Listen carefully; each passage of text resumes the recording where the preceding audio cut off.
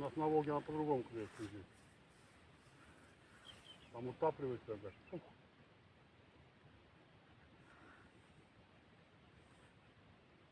Ну, если крупно, она сразу утопит тоже.